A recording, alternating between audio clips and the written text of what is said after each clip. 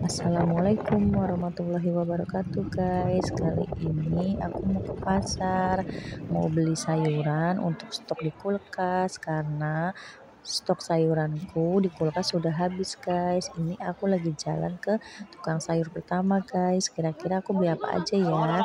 Kentang, engkol, wortel, bawang putih, kemiri, bawang merah, dan daun bawang guys.